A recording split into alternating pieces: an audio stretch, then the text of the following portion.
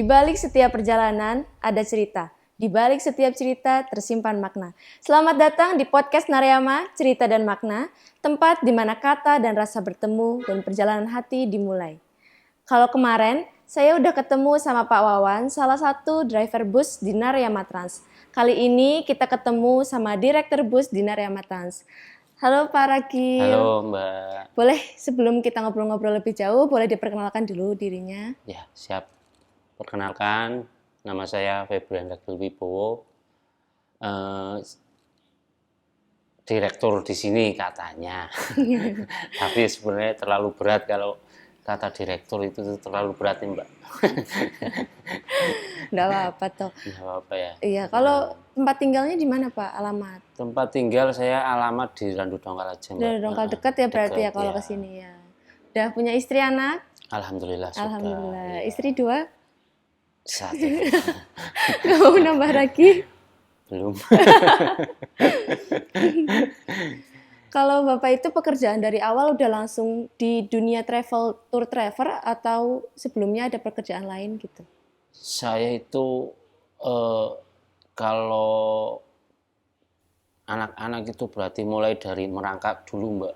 Merangkak dari Ya, apa? Supir atau saya pekerjaan dari lain? bis kecil. Bis kecil? Ya, terus lari ke bis besar kayak bis malam gitu, baru ke pariwisata. Alhamdulillah sekarang bisa sampai seperti ini gitu. Jadi memang lumayan perjalanan Iya. pengalaman saya itu ya lumayan lah. Kalau dulu pas masih jadi supir, apa aja Pak perasaan yang dirasakan? Keluh kesahnya, senangnya apa dulu pas masih jadi supir? Sebenarnya kalau supir itu banyak senangnya ya Mbak. Banyak senangnya, Iya. apa aja senangnya? Senangnya kita itu sering jalan-jalan, jadi nggak jenuh cuma di situ-situ aja. Ya, refreshing terus Iya, ya. refreshing terus walaupun kita kadang cuma sampai parkiran, cuma itu ya bagi saya itu senang lah, karena bisa ketemu banyak orang, bisa ketemu saudara, ketemu keluarga baru di jalan, karena orang di jalan itu bisa menambah lah keluarga, ya gitu. Kalau duka-dukanya gitu Pak, sedihnya atau tantangannya yang biasa Bapak hadapi kalau pas jadi supir itu apa? Dukanya itu kadang kalau lagi kangen sama keluarga itu Mbak, dukanya. Jauh terus ya? Ya, jauh, kita masih dalam perjalanan. Yang kita bawa kayak penumpang gitu kan, itu suka dukanya, karena tanggung jawab seorang sopir atau driver itu sangat besar. Iya, kalau jadi pas di sini itu udah langsung jadi direktur atau dari supir dulu di sini? Kalau di sini saya langsung posisi ini. Wah, langsung direktur ya. Alhamdulillah. Jadi merintis-merintisnya pas sebelum di Narayama. Sebelum di Narayama, betul. Di Narayama udah berapa tahun berarti? Saya berjalan 1 tahun ini, Mbak. 1 tahun? Ya. Gimana perasaannya jadi direktur? Perasaan jadi direktur itu sebenarnya ya itu tadi Mbak. Direktur menurut saya itu terlalu tinggi. Dan saya itu kayaknya belum pantas kalau jadi direktur. Wah, pantas banget kok. Saya Mbak masih tetap karyawan aja Mbak, jangan direktur. Jadi direktur itu pekerjaannya ngapain aja sih Pak biasanya Pak? Kalau saya kerjanya di sini mengoperasionalkan bis, menata jadwal, menata karyawan atau kru, kenek, supir, itu tugas saya di sini Mbak. Pusing nggak Pak jadi direktur Pak? Kalau dibilang pusing, ya pusing Mbak. Tapi itu udah tanggung jawab saya. Iya. Udah pekerjaan saya, ya harus dihadapi. Kayaknya nggak ada manusia yang nggak pusing lah Mbak. Iya, Nah, pekerjaan betul, memang pasti ada suka dukanya. Pasti pusing, pasti. Iya. Kalau di antara jadi supir sama direktur tuh enakan mana dijalaninnya sebenarnya? Kalau untuk boleh memilih itu mendingan jadi supir Mbak. Kenapa itu? Karena ada SPJ kita jalan, selesai kita bayaran, mobil rusak tinggal laporan, besoknya berangkat lagi. Enak ya, lebih enak. Iya. Udah ada yang ngaturin gitu. Kalau sekarang kan nggak berangkat, berarti libur bisa untuk keluarga atau teman-teman. iya, kalau sekarang malah Bapak yang ngatur ya, ngatur jadwal. Begitu. Jadi lebih enak pas supir. Betul. Untuk pengatur jadwal keberangkatan bis itu gimana Pak? Itunya? Kalau penataan jadwal saya Jadi kadang memang ada salah satu customer yang minta harus request unit salah satu unit ya Mbak. Itu yang kadang saya bikin pusing. Iya, kalau lagi nggak ada gitu Ya, ya. kalau lagi nggak ada saya ganti dengan unit yang lain. Dikira apa ya? Nggak pas, ngingkari janji atau apa. Padahal di sini itu untuk putarannya itu nggak mesti. Jadwalnya kadang kan bisa telat atau bisa belum pulang atau pas kebetulan masih di jalan gitu kan. Pusing nggak? Ya yang seperti itu kadang yang bikin pusing, tapi alhamdulillah aman semua sih Mbak. Aman semua ya, bisa diatur ya. Ya. Selama jadi direktur ada dukanya nggak Pak? Selama jadi direktur di sini? Dukanya di sini itu kalau lagi berangkat semua malah saya duka Mbak. Merasa sedih. Kesepian Ya, nggak ada temannya. teman. Tapi kalau ada yang nggak berangkat kan mending, saya masih bisa. Ada teman ngobrol. Ya, ada teman ngobrol. Cuma ya gitu, kalau unit pada di garasi pusing, kalau nggak ada di garasi saya kesepian gitu loh. Jadi kayak ginilah adanya Mbak. Menyenangkan ya Pak jadi direktur berarti. Senang-senangnya itu apa aja Pak? Boleh Kalau diceritakan orang Pak? Kalau lihat mungkin seneng Mbak, tapi kalau saya yang jalani ya dibikin seneng aja. senang-senangnya apa aja Pak biasanya Pak? Kalau Seneng-senengnya ya apa ya Mbak? Ya seneng aja lah bisa kerja bareng sama tim. ya. Bisa apa ya? Punya keluarga lah, keluarga baru di Narya Matran itu sangat luar biasa. Luar biasa ya Pak ya, bisa ketemu supir-supir, Betul, driver-driver iya. banyak di sini. Dan saya juga kalau tanpa sopir, tanpa kru itu ya bukan apa-apa Mbak. Yang lebih cenderung kelihatan kan yang mendorong ujung tombaknya kita kan itu kru Mbak. Kalau kru kita nggak pelayanannya kurang ya kita pasti kurang diminati. Betul sih. Kembali lagi ke kru, pelayanan sopir, pelayanan keneknya, kebersihan bis itu kan yang kerja mereka semua. Jadi yang luar biasa itu mereka yang di jalan, mereka yang di lapangan. Selama jadi direktur itu biasanya tuh kan ngatur-ngatur kan Pak ya? Apa aja yang diatur itu selain jadwal gitu-gitu? Ya berarti seperti sopir, kenek, kita 1 bulan sekali mungkin mengadakan briefing ya. Untuk introspeksi diri, mengutamakan pelayanan lebih maksimal lagi, kebersihan unit lebih maksimal lagi, seperti itu aja sih. Layanannya ada apa aja sih Pak? Layanan di Narya Matrans untuk unitnya? Iya, unitnya ada apa Unitnya aja? itu kita ada big bus yang seat 50, medium berarti seat 33 sama 35, high S itu 14 sama 14. Luxury-nya itu seat 9. Kalau di sini rata-rata tuh unit-unitnya tuh datang dari karoseri mana Pak? Kebanyakan kalau Naryame itu kebanyakan dari Adiputro. Adiputro Jatpas 5. Kenapa pakai Adiputro? Lebih banyak Adiputro? Untuk pasar di sini kebanyakan orangnya mintanya Adiputro ya Mbak. Kenyamanan gitu ya? Iya sebenarnya sih sama, cuma berhubung sudah mindsetnya itu selalu Adiputro JP5 gitu loh. Iya. Kalau untuk high S itu ada apa aja Pak? High S kita punya Premio sama Luxury. Kalau Premio fasilitasnya apa aja itu? Kalau Premio seperti biasa ada TV, karaoke, audio sama seat 14. Saya tadi baca-baca ada PS5-nya juga ya? Ada, itu yang khusus Luxury Mbak. Luxury. Luxury itu ada PS5. Kalau sewa yang paling jauh itu biasanya kemana Pak? Yang paling jauh banget gitu? Kemarin itu pas bulan puasa paling jauh itu mungkin ke Bengkulu Mbak. Ke Bengkulu jauh? Bengkulu itu acara apa? Acara untuk jemput santri. Jemput santri sampai ke Bengkulu? Jemput santri Lirboyo. Tapi penjemputan di Bengkulu Muko-Muko.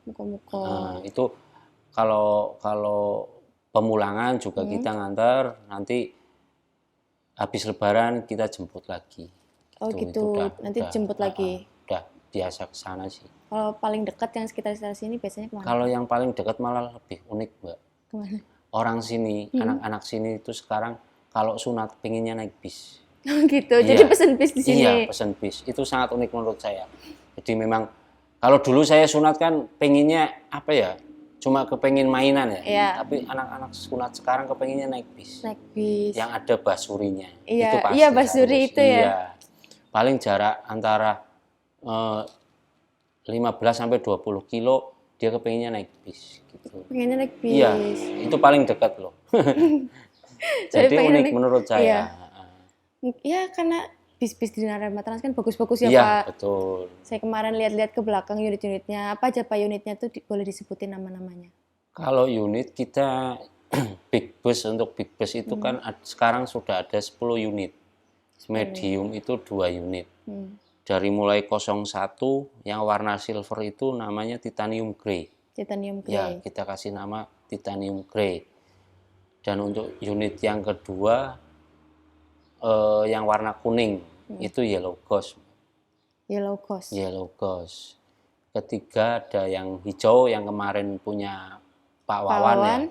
Itu Sabda Alam. Iya. Terus untuk yang keempat ada yang putih hitam, bukan putih yang hitam. Ya, yang baru itu 04 Restu Bumi. Restu Bumi.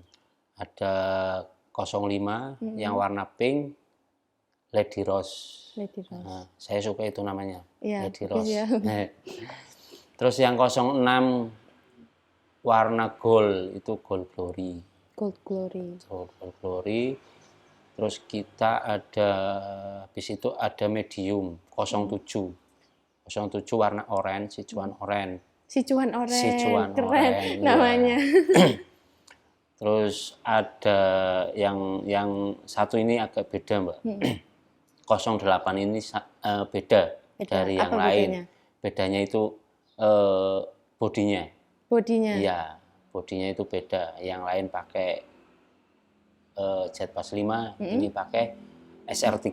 Beda. Itu apa bedanya antara itu? Bedanya itu beda pabrik, Mbak. Oh, beda pabrik. Iya, beda pabrikan. Gitu. Kalau spek-speknya sama atau? Kalau spek hampir sama, Mbak. Oh, hampir sama. Iya, hampir sama. Ini 08 kita juluki itu Garuda Yeksa. Garuda Yeksa. Ya, Garuda Yeksa. Nggak lama kemudian bikin lagi di Laksana, kita punya medium C35. Itu mesinnya Isuzu. Isuzu. Ya, Isuzu C35. Dikasih julukan itu Baby Blue. Baby Blue warnanya ya, biru. Karena dia pakai warna biru. Gitu. Terus nggak lama lagi kita bikin dua unit. 2 unit. Ya, 2 unit sekaligus itu 010 Dewi Lanjar sama 011 itu Benowowungu. Benowowungu. Datang lagi yang putih kemarin baru rilis 012 itu Kuda Sembrani. Kuda Sembrani. Kalau dari jarak-jarak dekat ini kira-kira mau launching unit lagi kapan, Pak? Mudah-mudahan aja, Mbak. Minta doanya biar cepat launching lagi. Pengen launching lagi. Iya. Mudah-mudahan. Doain aja. Iya, amin. Semoga launching yang terbaru lagi, yang lebih bagus lagi. Biasanya mulai dari harga berapa sih Pak kalau mau menyewa satu bus atau HS gitu? Kalau untuk bus itu kita lihat jarak tempuhnya, Mbak. Kalau yang big bus biasanya? Big bus misalkan itu ke Bali, ke Bali. Banyakan itu saya di angka sekitar 19, kadang ada yang 18, jadi nggak pasti. Oh, nggak pasti gitu ya. Kalau yang minibus? Kalau minibus paling selisih sekitar 3 juta. Selisih 3 juta. Lebih murah. Tadi kan high-S itu ada yang premium sama yang luxury biasa. Itu harganya bedanya berapa Pak kalau yang itu? Itu ada selisih per harinya sekitar 500-an, Mbak. 500? Oh, biasanya sewanya per hari gitu ya? Luxury itu lebih mahal lagi ketimbang untuk premium biasa. Karena fasilitas kita untuk luxury itu untuk lebih banyak ya. Ada PS, ada pemanas air. Ada ada water heater-nya. Oh, ada water heater. Udah lengkap berarti ya? Sangat lengkap. Untuk teman-teman yang mau pesan tuh gimana Pak caranya Pak? Boleh alamatnya atau tempat untuk menghubungi Narema Trans? Ya, kalau untuk pemesanan unit mungkin sudah ada nomor reservasi di nomor yang ada di sosmed. Ya. Sosmednya namanya apa? Narema Trans. Narema. Ada di Instagram. Ada di Instagram, TikTok, Hmm, sama Facebook. Facebook. Kalau lokasinya ini Narema Trans itu ada di mana? Kalau lokasinya ada di Jalan Raya Randu Dongkal Moga, kilometer 1, depan PLN Pas. Ya. Kalau enggak ya hubungi saya langsung juga nggak apa-apa. Kebanyakan kan ada juga yang sudah langganan dari dulu, Mbak. Oh iya, untuk teman-teman kalau mau pakainya jasa Narema Trans boleh datang ke alamat yang tadi Pak Ragil udah sebutin, boleh DM Instagram, TikTok, Facebook atau menghubungi Pak Ragilnya langsung. Ya. Untuk jumlah driver dan co-driver di sini ada berapa, Pak? Untuk saat ini kita unit ada 12. Sopir batangan itu sudah pasti 12, kenaik batangan itu pasti 12. 12. Berarti 24 ditambah sopir cadangan saya ada 2, kenaik cadangan ada 2. Total 28 sama montir 2. Berarti 30 30 karyawan. Itu untuk bisnya. untuk bisnya. Ditambah sopir HIS ya. HIS ada 3, berarti 33, Mbak. Banyak ya? Iya, itu untuk karyawan Supir. ya, sopirnya. Kalau untuk yang mencuci di sini? Kalau yang mencuci itu ada 2 sih, cuma kan ya apa ya, bisa dibilang itu karyawan juga sih. Oh Gitu. iya. Jadi total 35 ya. 35 Ya. banyak sekali. Kalau ngumpul bareng-bareng pasti rame ya, Rame, Pak? Mbak. Rame. Rame. Spesifikasi buat seleksi supir sama keneknya itu apa aja, Pak? Spesifikasi. Sebenarnya nggak harus apa ya, spesifikasinya nggak harus yang gimana Mbak. Yang penting saya butuhnya itu pengalaman itu nomor 1 lah. Pengalaman jadi supir pariwisata atau kenek pariwisata itu nomor 1. Karena yang namanya sopir atau khususnya sopir pariwisata itu harus tahu jalan. Iya, tahu jalan. Kalau sekedar sopir-sopir aja sih mungkin banyak, Mbak. Nuwun sewu. Cuma kalau wisata memang harus tahu jalan. Iya, tahu jalannya. Untuk ke Bali atau ke ziarah atau kemana-mana itu kan harus tahu tempatnya. Itu yang utama kalau sopir. Lalu?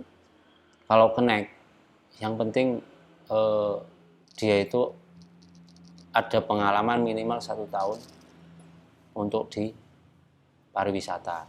Untuk kebersihan, terus perbaikan, ya seenggaknya tahu caranya, gimana caranya nyetel rem, gimana caranya nyetel kopling, itu minimal seperti itu. Kalau mekanik-mekanik di sini tuh? Kalau mekanik, dibilang mekanik berarti kan dia udah bisa ya, Mbak? Iya. Udah tahu, terus sudah menguasai lah. Saya juga ambil mekanik nggak asal gitu loh. Yang sudah biasa, yang sudah dulunya juga sudah pernah kerja bareng. Jadi memastikan bis-bisnya juga aman ya, Pak ya? Betul, ya. Kalau mobil baru pulang gitu kan masuk ke garasi pasti dirawat dulu ya, Pak? Proses perawatannya itu apa aja, Pak, biasanya? Proses perawatan untuk unit, kepulangan unit masuk garasi itu kalau memang jadwal kita agak senggang, jadi kita utamakan untuk kebersihan. Kebersihan? Ya, dari luar atau dalam, bahkan kadang sampai kolong, itu kebersihan, perawatan 1. Untuk kedua, perawatan mesin atau engine, itu saya tiap 15.000 kilometer itu pasti ganti oli. Ganti oli, ganti filter, semua kita sudah siapkan. Kalau ganti ban? Kalau ganti ban itu nggak mesti. Jadi unit 1 dengan unit yang lain itu nggak pasti habisnya sama. Oh, jadi beda-beda? Beda-beda. Biasanya berapa lama? Atau tergantung perjalanan? Ada yang ya 8 bulan, ada yang 6 bulan, tergantung juga sih, Mbak. Tergantung jarak sama kilometernya yang ditempuh itu. Kesan-pesannya untuk teman-teman semua gitu apa, Pak? Pesan dari saya sama untuk kru, kenek atau sopir, ya seperti biasa. Saya mohon dengan sangat biar selalu tetap menjaga nama baik Narayama, satu, kedua memaksimalkan lagi untuk pelayanan dari segi penampilan, kebersihan bus, terus kelayakan bus itu harap diperhatikan. Gitu aja sih. Kalau pesan Bapak untuk Narayama Trans ke depannya apa? Pesan saya untuk Narayama cuma ya intinya biar tetap lebih maju, Mbak.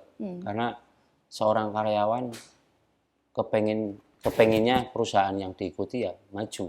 Iya, betul. Perusahaan maju, otomatis karyawan juga ikut maju, ikut senang. Obrolan hari ini mungkin hanya sekedar kisah kecil dari seluruhan kisah yang ada. Semoga pengalaman dari Pak Ragil ini bisa memberikan pelajaran untuk kita semua. Amin. Terima kasih Pak Ragil Sama-sama, sudah mau Mbak berbincang-bincang Dinda. hari ini. Siap. Kalau kamu rasa obrolan ini berarti, boleh di-share ke teman-teman kamu, karena terkadang cerita-cerita kecil dari orang lain bisa menjadi makna yang besar untuk orang lain juga. Sampai jumpa di episode berikutnya di podcast Narayama Cerita dan Makna bersama saya, Diana Ayu.